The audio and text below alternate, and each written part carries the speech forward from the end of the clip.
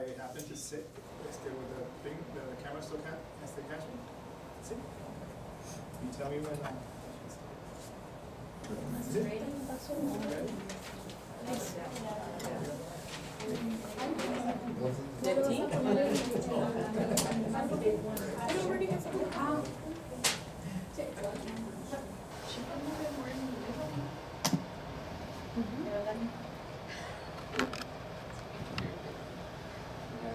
Does it have the card?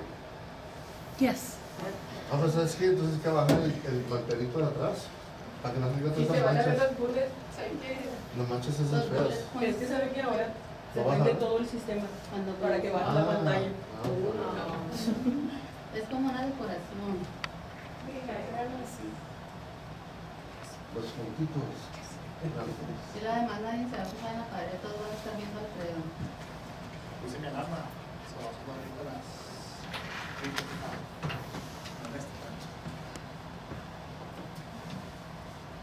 Son más de 20 preguntas, profesor.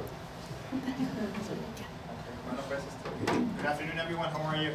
Good. Good. This was supposed to be a very informal meeting, but it's turned out to be something formal.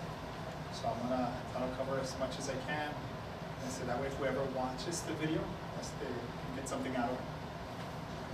Now, I am gonna cover two different policies, or at least the material that I'm gonna cover, or what I'm gonna discuss, touches two different policies. The first one is the HR 5.0, recruitment, selection, transfer, and promotion policy. And the second one is the HR 22.0, paid time off policy. And so it's those two. And then at the end, I do want to have like an open discussion where you guys can bring up anything related to what we discuss. Anything that's not related, we can definitely discuss it separate and apart from this meeting. Okay. So you guys are okay? Okay, so the main reason why I wanted to come over here is to talk to you guys about the steps that you guys take when you guys are recruiting. Because I know that you guys depend a lot on HR to do the recruitment for you. You guys may engage in some word of mouth. Every now and then we'll have a job fair, and then maybe we'll invite you to send a rep to come with us. I know I've been to a job fair with Joe many years ago. We went to one of the gyms. We didn't get many applicants, but we didn't try. I said to get the word out there.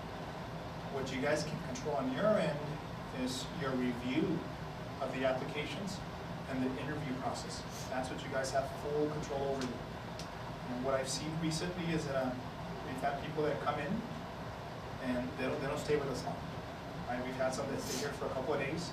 Maybe they go through the initial training, and once they hit the floor, we're going to the participants' homes. That's when they say, you know what, this job is not for me. They don't like it for whatever reason. And I know that you guys in your roles, you guys are more than busy, so the last thing that you want to do is spend most of your day doing interviews. You want to focus on patient care. Okay, so hopefully the stuff that I covered today is going to help you. You guys are not doing anything wrong. Okay? I'm just trying to get a better understanding of what you're doing and give you some tips. I know it's been mentioned in some of the meetings that there's been an allegation or an accusation that you guys are doing things wrong. That's not the case. Okay, but I did want to come out here to talk to you guys. So the first thing that we're going to cover is the applications for employment, the applications themselves. So I want somebody to tell me more or less what their process is when they're looking at the applications. What do you look for? Experience. Okay. You look for experience. What else? How long they've been with the employer? Okay. The tenure. How long they've been with the employer. What else? Reliable transportation. Right. The questions on the application, whether they have reliable transportation, job-related factors, because that's important. What else? If they're currently employed also, because of the availability. Okay. If they currently have a job, because it's going to affect whether or not they can start right away, how many hours they can commit to maybe. Okay, those are all good answers. So, what are the first things that I'm going to ask you guys to do when the next time that you actually pull an application? It's look to make sure that the application is complete. Right? Make sure that the application is complete. HR does an initial review, but our review is very superficial. Unless you guys give us authorization to review applications for you, what we're gonna do, and this is a management decision, is we're gonna forward you everything that we have that looks complete for us. That means it at least has the jobs that they've had, some references, their address, their name, and then the signature. Okay? But beyond that, unless you guys ask us to do something very specific for you, we're only gonna do a very superficial review. What about the phone number? Because we had a couple that didn't even have a phone number. We had to call references to get the person's phone. Okay, that's a good question. If you guys don't have any phone numbers and the references, that's another thing. If you guys want us to help you with the screening process when it comes to that, you guys can let us know. Otherwise, what happens is that when you call those people in and you're looking at those applications, if you notice those omissions, you guys can have the applicant review them and fill them in. And you guys can do that. That's one of the most important things. Is the omissions will tell you whether the applicant was rushing through the application, right? If you are serious about a job, you're gonna take your time when you're filling out the application, right? If I really wanna be considered for a position, everything that's on the application, I'm gonna try to fill in, unless I don't have the information. Every now and we get people that come in and apply, but they do sort of passing. So I'll just put my name, my address, I'll just attach my resume to the back, sign and date, here you go, right? To me, that might be a person that is just applying everywhere or anywhere just because they're willing to take any job. Especially you guys here in home health. You guys are one of the departments that has some, not only the most amount of work, but it's also very difficult to not only recruit for you guys, but also to retain your employees. So when you have past attendants that have been here for 3, 4, 5 years or more, it's a really good sign. It's a really good employee. Okay, so omissions is the first thing. So make sure that they not only have the name, their address, telephone numbers, that they list where they've worked, and then they list the type of work that they've done. What you guys are looking for is relevant work experience. I know Anna, you mentioned experience. You're looking for relevant work experience. Right? So let's say, for instance, you get an application and they don't have any relevant work experience listed on the application. If you decide to talk to them, what do you normally ask them? Have you ever worked with the elderly? Sometimes they'll say yes, but it didn't fit on the application. Or I have in the past, but I didn't include it as part of my resume. What you can do in that case is you can either have them submit another resume with all the information, have them write that information in the application, or have them complete everything brand new, where they put everything there. Now for you guys, once we get to the latter stages, we do ask for all of that information. Because if you pick somebody and they put partial information, they're not gonna get full credit when we're looking at their pay. Okay, so if somebody tells you, I've worked with the elderly for 10 years, but the application has 1 year, right? How much credit is HR gonna give 1 year's worth? We're gonna ask you, have them go resubmit a resume, have them complete the application again, or have them write something out, or we have documentation where they're showing us that they have an experience. So it's very important omissions. What about the type of employee that comes and said, well, I haven't per se worked with the elderly, but I've taken care of my grandmother for the last 3 years. Does that count as experience, or because they're not getting paid for it and they're not really employed by anyone that we could cross-check references? That's a very good question. So the question is, can we consider experience that is not paid, such as taking care of a family member? And the answer is yes, if we can verify that information. And one of the ways that you can verify it is that once you're interviewing that person, you ask them directly, have you ever worked with the elderly? Not necessarily at work, but I have taken care of my grandma, my grandfather, and then that's you verifying the information. What you're expected to do at that stage is ask very specific questions, which is, okay, what did you do for them? Oh, well, I took her to the store, I helped them get out of bed, I helped them shower. So you're supposed to ask those very specific questions. So if you feel that based on those answers it would be a good fit, then you can give further consideration. But at the end of the day, you as a supervisor are making the selection. So you're supposed to make sure that that person is going to be okay on the job. Does So that goes to relevant experience. Doesn't necessarily have to be work, where they're getting paid, but that's a huge plus. We will prefer that. But if they're taking care of a family member, then just find out exactly what they did for them. Okay? So this is one of the issues that you can have. You can have people that come in and they know more or less how the system works because they got referred by somebody else. And they'll say, you know what, just tell them that you took care of a family member. They won't even ask you, they won't even verify. Then what will happen is you'll get stuck with a person that hasn't done that type of work, so they've never been exposed to it, and maybe they don't like it. Okay. So if somebody says, you know what, I have to take care of a family member, what you guys are expected to do is provide them with a realistic job preview. And that's one of the items on the agenda. And that falls under the selection process. Provide a realistic job preview. So if you have a person that you're kind of on the fence about, you're not certain that they're going to be a good fit for your position, either for, whether it's the pass attendant, the LVN, the RN, or any other position, then tell them what the job entails. Explain to them. If they tell you that they have worked, right, and you feel, you know what, it doesn't properly translate to what we do here, the work here is more demanding, then you're expected to elaborate on the work that they would be doing here. One of the things that sometimes individuals or applicants or candidates are not comfortable with is being in the home setting. Having to go to the participant's home because they're afraid that they're going to do something wrong, somebody's going to accuse them of taking something that they didn't take, so you need to explain that to them. Right? One of the things that you'll be doing on the job is you'll have to go to a person's home, you have to provide care there. You may be there one-on-one.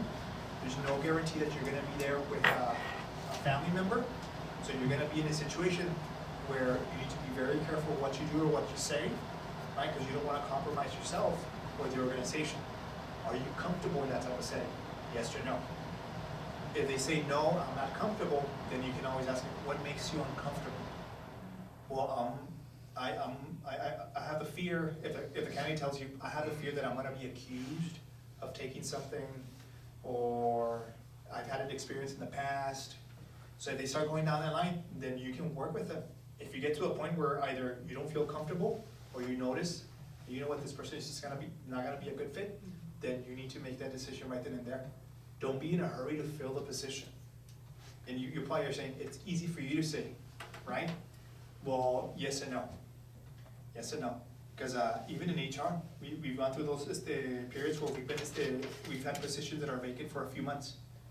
And my thing is, I'd rather wait and do the work myself than get somebody that's either gonna put me in a situation where I'm still gonna do more work, or they're gonna do something and I'm gonna get in trouble for it, right? So the best thing to do is just get the person that you feel comfortable with, where later on you can vouch for them, right? Don't just put anybody in there. The other one, and you mentioned it, is tenure. Longevity, how long they've been with their current employers. Right, in today's economy, there is more jobs out there than there are people willing to go into them. Right?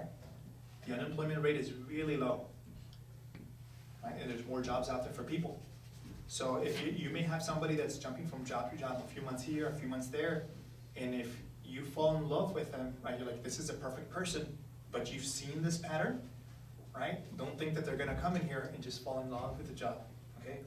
Because there's jobs out there that may require less, right? Maybe less demanding, that'll pay just as much or more. So make sure that whoever you're bringing on board either has a passion, right? Or they're sincere about helping the elderly, right? Not all of us were born or have a desire to help others. Right? There's some people that rather sit at a desk and just punch numbers into a computer, and that's what they like. Right? If you were to ask me, you know what, we're gonna send you out to provide services at the home of a participant, me personally, I probably wouldn't be prepared to do that. Right? That takes a certain type of individual, a very special individual to do that. They're very hard to find. They're very hard to find. So if you see a pattern on the application, hey, you know what, this person has only been at their previous 2 or 3 jobs for a few months, they're jumping ship, and then I would say, if you're gonna pick them, is to have that in the back of your head. you know what, we're gonna try our best to kinda onboard them, but there's a chance that they're gonna leave. That doesn't always happen, but when you see a pattern, you should be aware. Okay? So that's the application, when you're looking at the application. I think looking at the application is one of the most important phases, because you're trying to match the application to the job description or to the job itself.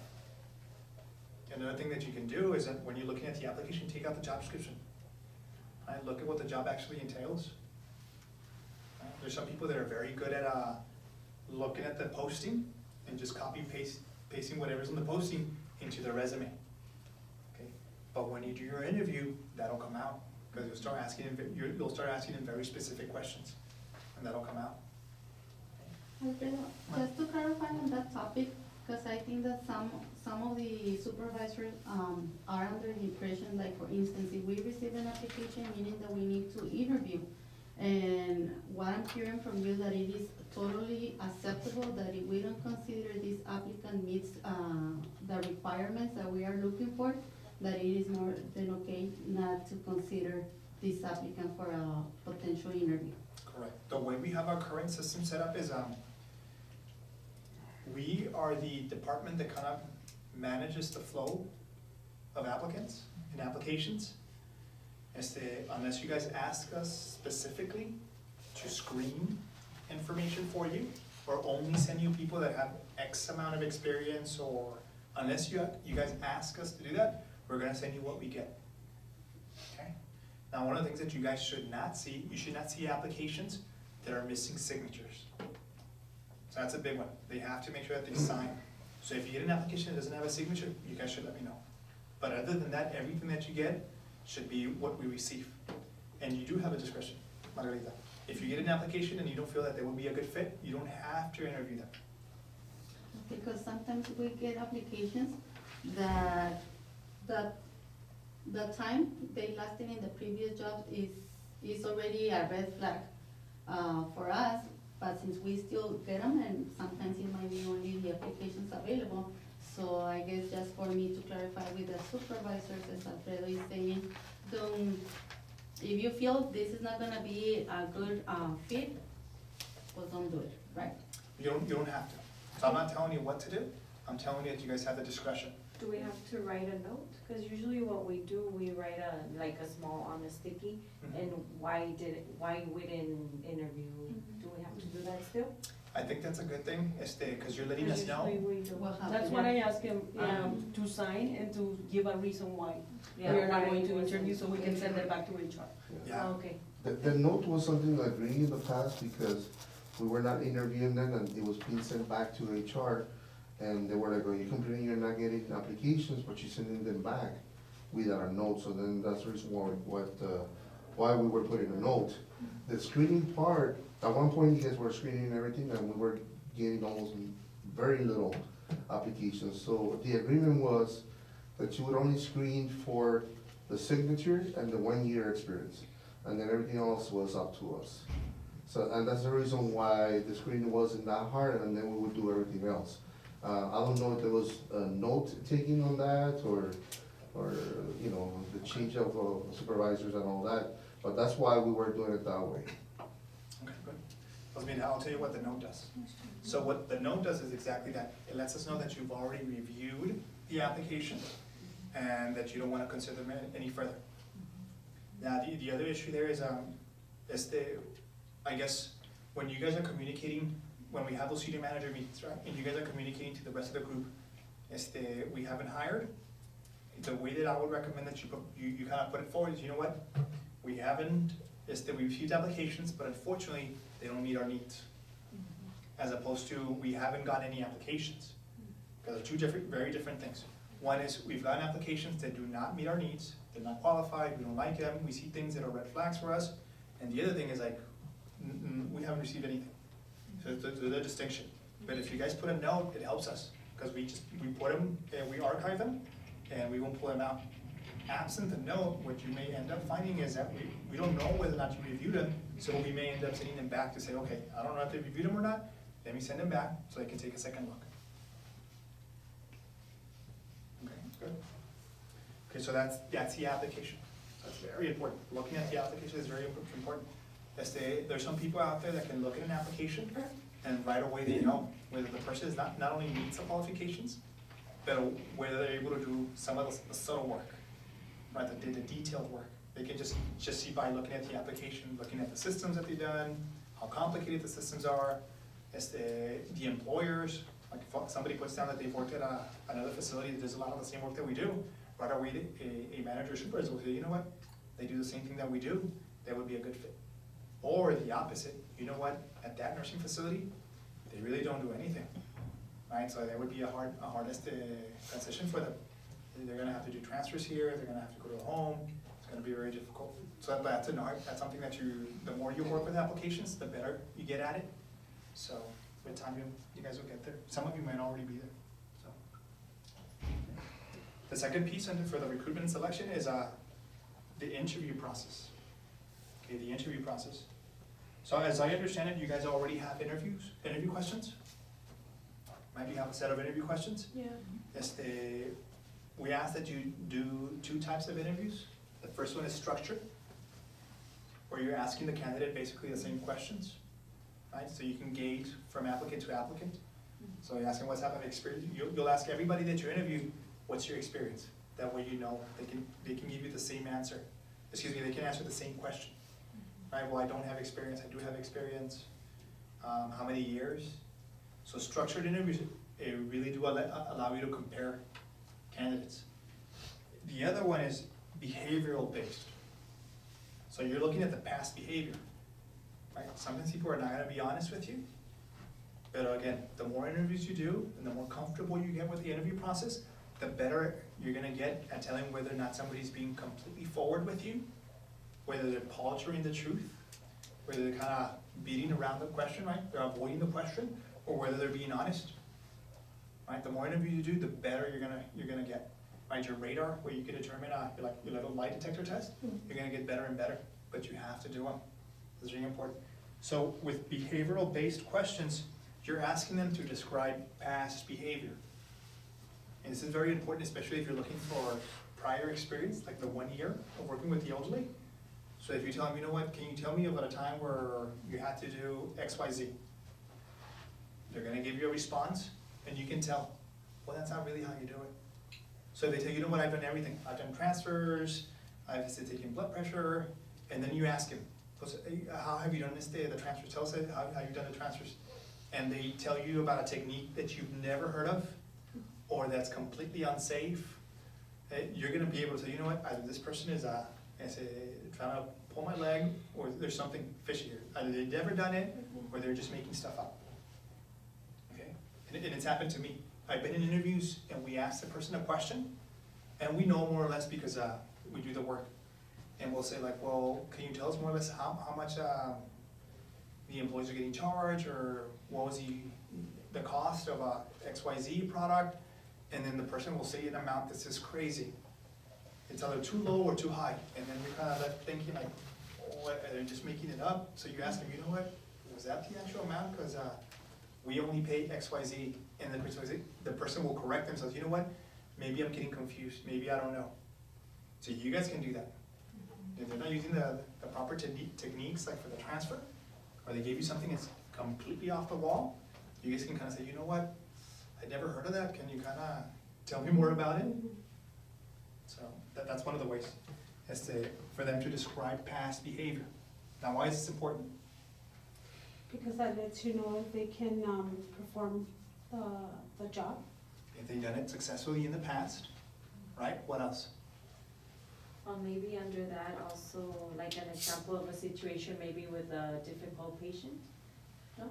We can ask those and how Yes, they ma'am. handled the situation maybe. Yeah, because people that have to deal with difficult, Like Alzheimer's, like an Alzheimer's patient. the more you have to deal with something, the better you get at it. Okay, what else?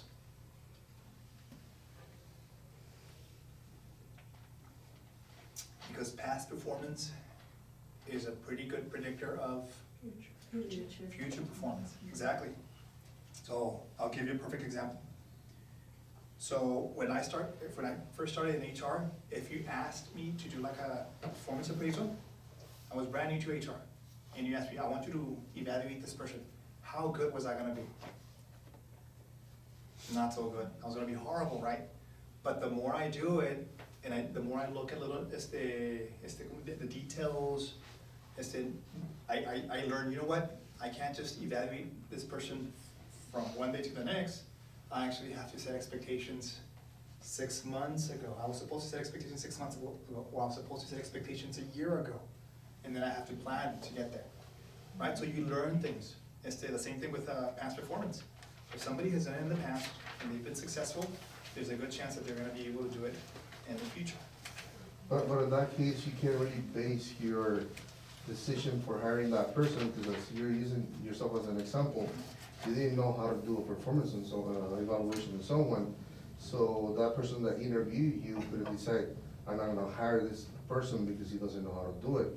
So what I told them is, at times, they might not know something, but you gotta look at other things, and also, we are responsible for training. So when we get someone, we have to be really strong at training and making sure that if there's things that they are weak, we make it strong. Because if not, we might get into the point that we don't hire anyone at all. Because here at BMV, we do things that they don't do outside. So we might ask them, hey, how would you do this? And they'll no, we're not gonna hire you. Well, it's a little hard, to make a decision based just on that. See, absolutely. So that's a very good point. I'm actually gonna use it as an example. So you're right. Some behaviors you can teach. Can you teach somebody that hasn't transferred a participant in the past to transfer a participant? Yes. Absolutely. Can you teach somebody that hasn't used a Hoyer lift in the past to use a Hoyer lift? Yes. Okay, great example. Can you teach somebody that when you're interviewing them, they don't show that they're caring, that they have a positive attitude? Can you teach them to be caring No. and to be positive? No. Okay, so those are also things that you're looking for. So that's a great point. That's the perfect segue for that bit right there. Hopefully the camera captured that one. That was good. So there's certain things that you cannot teach, but if you have an eye for it, you'll be able to catch it, right? Okay, so good. That's a very good one. So you can also take into account what you are willing to do as a supervisor. Como Joe dijo, how much training am I willing to give this person to get him to where I wanna be? Right, bless you. Thank you. One of the things that is out there right now is that your attitude or your desire to do a good job may go further than your experience. So basically what they're saying is that if you have a person that is super eager and super willing to do whatever they need to do to get the job and to do a great job, those people may perform better than people that have done the job in the past. And that tends to be true. Yes, When, it is. That's something that the McKinley team shared with us recently, that I don't know, you may wanna elaborate a little bit more on your experience about hiring someone with the desire to come and do the job, but with no experience, that normally those are the ones who become more productive and more available. Because something that we also have experienced as a team, that there's individuals that they do great during the interview process. They show being able to be a caring employee and showing that eagerness to do the job. But after they being recruited, it's totally the opposite. okay, so And actually, our experience, right, Anna, with the person that maybe had, that 1 year compared to somebody that maybe 10 years, we've gotten like the ones that don't have that much, like for example, a Hoyer, they actually do better than the persons that, like, we've had that seen, to where le okay. ponen más empeño. Sí, because they Sí, ponen de they su want parte. to. Okay, so that's a perfect segue for my next point, which is when you're going during your selection procedure, okay, I've already interviewed 3 or 4 people, you're kind of weighing those things. Okay, do I go with experience, or do I go with like the positive attitude, the willingness or the eagerness to just get the job and perform, right? So you're debating those things. One of the things that you have to look out for is something called the charm offensive. Okay? So people que se lo madrean a uno, por decirlo así, during the interview, they know just what to say,